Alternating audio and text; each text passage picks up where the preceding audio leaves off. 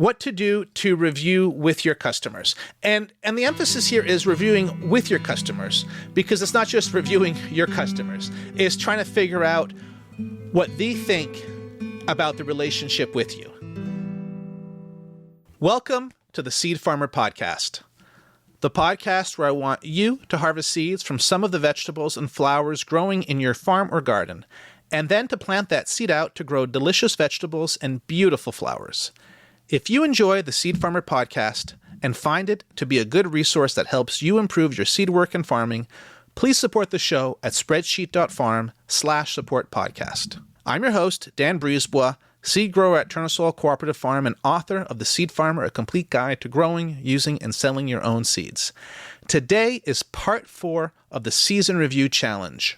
Review with your clients. But first, some news. So, what is going on at Tournesol Farm? Right now, we're in the midst of our Vente Effrayante seed sale, the big, scary seed sale. My co-farmer, Annie, has been posting pictures of scary vegetables with goofy eyes. Or at least that's what I think has been happening because I'm doing this in advance. You should be seeing those on the socials. And I will say that there's one vegetable with googly eyes, a squash that I really, really love. It feels like it's out of Sesame Street. It is particularly scary, I guess. Another note for anyone listening, if you are interested in getting seeds from the big, scary seed sale, we only ship seeds within Canada. If you're within those geographical restraints, go crazy. If you're not, I guess you got to get your seeds shipped within Canada and bring them over the border. The other thing that's I want to talk about at Tournesol is actually, almost a month done by the time this is coming out. It's my second to last seed harvest this year, which was growing some Chufa nuts. Chufa nuts, also called ground almonds, tiger nuts. They are in the species Cypress esculentus, which is also what you might find common nutsedge in that family. Chufa nuts might be related to yellow nutsedge, but they act very differently in our climate, at least. Yellow nutsedge really spreads out, and it has seeds that spreads out, and it can be very, very invasive, especially if you have any kind of wetter soils. Chufa nuts do not produce seed in our climate. They don't spread out laterally, and they winter kill. So for us, they are not an invasive crop, but I've definitely heard that in some other areas, people do find them invasive. Anyway, just a kind of a disclaimer if you get at all excited for me talking about Chufa nuts. And I was going to actually talk more about the harvest, but I feel I should explain a little bit more about Chufa nuts. They are a little tuber that grows underground. And when I say little, they're very little. They're kind of the size of the tip of your pinky, maybe a little bit bigger sometimes, but they're pretty small. And they have a little bit of a nutty flavor, and you can eat them raw, you can roast them. They're ground down and put into a beverage called horchata de Chufa, which is kind of a sweet beverage, and they're just fun. There's something fun to grow. So Chufa nuts. We have them in our seed catalog, and I harvest them usually just around when we start to get frosts. Usually the top can survive for a couple frosts, but I want to get them before the leaves die back too much. And I just want to talk about the actual harvesting of them. So I, go in, loosen it with the plant. The plant is about maybe a foot tall, and it grows a clump of leaves that are about, about 4 inches wide, maybe 2 to 4 inches wide. And underneath, when you pull it out, so I'll put a trowel in the ground, and I'll pull back, and then I'll pull the top, and I'll wind up with a clump that's kind of like a fistful of Chufa nuts, all in the tight roots right at the base of the leaves. And there can be, anywhere from 10 to, I don't know if 100, but maybe 60 or 70 nuts per clump. And what I do is I'll have a bin beside me with the screen on it. And this is a screen that I've made out of 1/2-inch hardware cloth and 1x2s to make the frame. And so I throw the clumps on this, and then I kind of break the clump apart off of the leaves, toss the leaves to the side, and I just kind of break up the clump and then shake the dirt through the screen, just leaving the Chufa nuts on top. And I toss these Chufa nuts into another bin. And then I proceed to the next clumps. So it's very manual. And once I've gotten through an area and have a bunch of soil in that cleaning bin, I'll just take it and empty it on the ground and can then continue. And this is something that's taken me a while to actually figure out exactly the best way to harvest Chufa nuts, but I find this at a manual scale to be the easiest way to go through them. And then I wind up with, a 5-gallon bucket or a bin full of nuts, tubers. I guess they're not nuts. And then I can go and the last thing I'll do is I'll fill up the bucket with water to kind of rinse off any lingering soil and maybe dissolve any dirt clumps, clods that might be in there that didn't fall through the mesh. And then I can decant it afterwards. And then I pour out the tubers onto a screen, gather them, spray them clean. Then I'll put them in a forced air dryer to keep drying for the next week or two. I've definitely made the mistake of storing Chufa nuts too early without having them be dried down and losing a whole bunch being rotting. So I really, really make a point of drying them for a long time. And then when I store them, I'll store them in a paper bag because they do breathe a lot more than seeds do, because they're technically not a seed, even though we sell them as a seed. So that's how we process Chufa nuts. And one thing I would also just mention with these Chufa nuts is I got these from Seeds of Diversity Canada in 2006 from somebody named Eric. They had received them in 2002 from somebody named Ruth. And Ruth's family had been growing, or she'd been growing them since she was a child in the 60s and received them from her mother. And she initially received them from McFadden Seed Company. So in 1937 or so, or she provided an ad from 1937 for Chufa nuts being sold as earth almonds or rush nuts at that point. So these Chufa nuts, which a lot of our clients have never heard about, are definitely an heirloom variety that I can trace almost 100 years of lineage to. And it's really fun to have that in our seed catalog and to harvest them every year and to eat some at harvest. So that's Chufa nuts. That's what's been going on. A little bit more seed news. The Seed Farmer Mentorship is launching on November 6th. More details coming soon. A link to the waiting list is in the show notes. Other news, the 2025 BC Seed Gathering is coming on November 28. This is a place for farmers, gardeners, students, and seed community activists to come together to learn and share. I went to the 2017 BC Seed Gathering, and it was really great. It's just fantastic to be in a room full of seedy people to talk shop and exchange. And this is definitely, the BC Seed community is definitely a really close community that has just so much going on. So it's really inspirational to participate in. If you have any seeding inclination and want to be really inspired to take the next step on your seed journey, a gathering like this is a fantastic place to go. The link is in the show notes. If you have any seeding news you want me to share, send it my way. And now, let's get into today's minisode topic.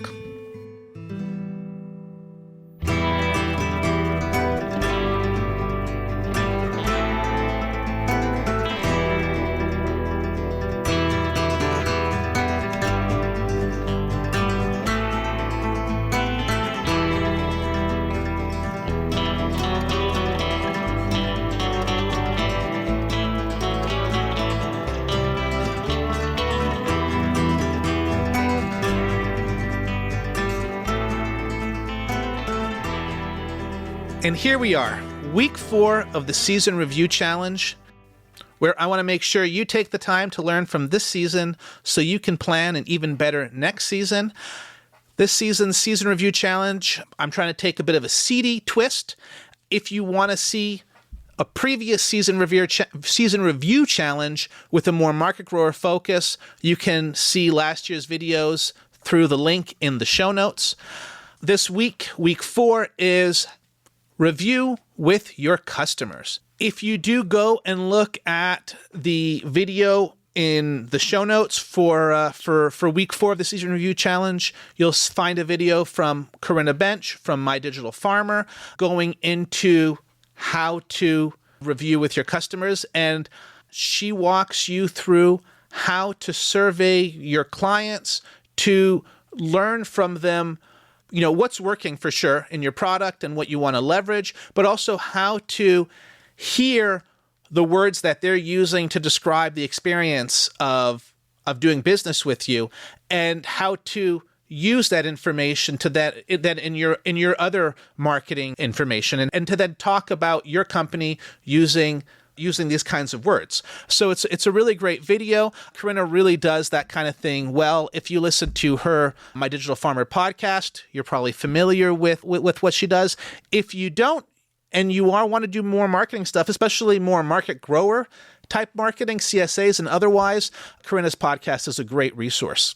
So what to do to review with your customers. And the emphasis here is reviewing with your customers, because it's not just reviewing your customers. It's trying to figure out what they think about the relationship with you. Now, picking up from the types of sales channels that you might be using from last episode, there are 3 types of customers that you might want to talk about. There's customers who might be buying from your online store or from you directly if you go to seed events or seedy Saturdays or farmers markets. Customers who might be buying off of seed racks if you have those in stores. And then customers who might be seed companies buying seed from you on contract.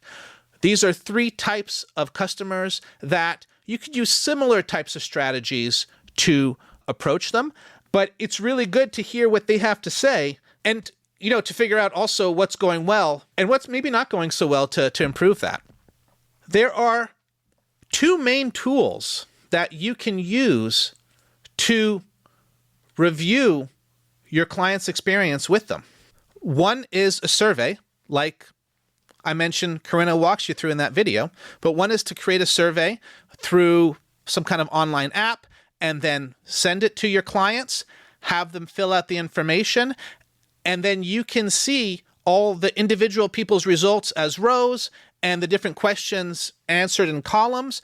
And it's really great to read through this and get a feeling for what people are thinking about your product. The other thing to do is you can call them and talk to them. And maybe you use the same questions in either case, but you can have a much better conversation or more depth to the answers if you're having a conversation than if you're just reading somebody's survey results. Now, depending on the type of sales channel you have, one is better than the other. If you are selling it through an online store and you have hundreds, if not thousands of clients, then sending out a survey is probably the easiest way to contact them. So, put it in your weekly email newsletter, because I'm assuming you're sending out a weekly email. And if you're not, I guess this could be a special email you send out to these people, but send them the survey in an email and invite them to answer the questions.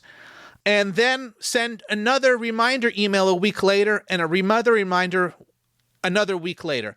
Because what I've seen whenever I email a survey is that you send out the email, in the next day or two, there's a lot of responses, and then very few responses come in.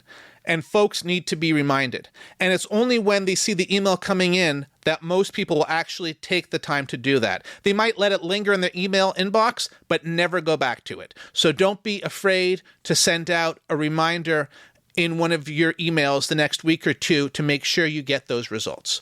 So this works really well if you have an online store. If you have an online store, you can go and look at the clients in the online store and see the volume of purchases that they're doing.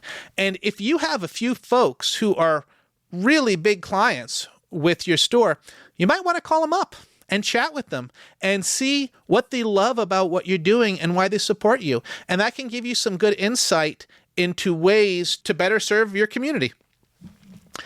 So this is an approach if you have an online store. If you're selling seeds through seed racks, well, the end client for sure buying the seed is, a gardener or a farmer, somebody. But the client that you're selling to is the owner of the store, the nursery or the health food store that has your seed rack. This is somebody you should also talk to. On our farm, we do have a seed rack program, and we have seed racks in over 100 stores. So we do send out an actual survey to all these people. If you are in a similar situation, survey your clients. If you only have 5 or 10 rack clients, call them up. Call each of them up and talk about the season. And we actually call up all our big clients, and we call a lot of the clients up, not necessarily all 100 to chat about the season, but we do call up quite a few. And it's just really great to get their feedback and to get an idea about how they wish things were different, especially, rack clients can be a couple hundred to a couple thousand to many thousands of dollars. So getting that personal feedback is really valuable. It also shows that you care to the client and help strengthen that relationship separate from whatever feedback you're getting. And then the third way that you might be selling seeds, for today's episode at least, is if you're selling seed on contract to seed companies. And I guess this is the place where I think surveys are the least valuable, and it is worthwhile just calling them up and talking about the relationship, the experience. This is be separate than having kind of a business call to talk about, the details of next season's contract, but just kind of a debriefing call to figure out how the season went. And I guess you can also share your experience, but in this case, particularly figuring out what their experience is. Now, if you're listening to this and you don't sell seeds and you have listened this far, well, fantastic. I'm really thrilled that you find this interesting enough to stay on. But if you are listening to this and thinking about selling seeds in the future, especially if you're thinking about selling seeds to seed companies on contract, now is a good time to reach out and touch base with them to see if they are looking for any growers for next season. There's a good chance they've already started to line people up and already know folks, but you're getting in earlier in the pipeline than if you contact them in February. So now's a good time to reach out and touch base with folks. And even if you're not thinking about it for next year, but the following year, well, in that case, you're extra early, and now's a time to go and call up people. And, some questions I would ask from a cold call perspective would be, is organic certification important? What kind of experience are they looking for? You can talk to them about what kind of crops they're always looking for growers for. And you can also discuss pricing with them. Some people even have a sheet they can send you with some ideas of prices. Those are some things that you can get into. So you're kind of reviewing the clients that you could have in the future in that. So those are all different things to think about to review with your customers this current growing season. If you want more information about selling seeds through an online store, through seed racks, through contract growing, definitely check out The Seed Farmer, The Complete Guide to Growing, Using, and Selling Your Own Seeds. It's even there in the title or the byline, or is it tagline? The selling part. That's the book that I published last November, and it has information that I think is very valuable to folks thinking about getting into sales, for seed sales, and ways to review your seed season. Now it's time for you to write a list of questions and then to go and ask some people those questions, either by survey or in person. And I'll be back soon for a final part of the season review challenge where we're going to tie it all together. And that's another minisode of the Seed Farmer podcast. Have you been enjoying the season review challenge? Let me know. We have some more non-reviewy episodes coming soon. Thank you to Sophia Sedalton for the theme music. You can hear more of their music at sophiasedalton.com. Thank you, Molly Brisebois, for editing these episodes. I really love what you're doing. And thank you so much for listening. You can find more seed growing resources on my blog at seedgrowers.farm. While you're there, you can subscribe to my newsletter full of seed growing, crop planning, and farm spreadsheets. You can also find out where to order a copy of my book, The Seed Farmer, A Complete Guide to Growing, Using, and Selling Your Own Seed. And you can support the podcast at spreadsheet.farm/support podcast. Link is in the show notes. If you haven't already subscribed to this podcast, now's the time. You wouldn't want to miss the next episode. Until then, Happy farming.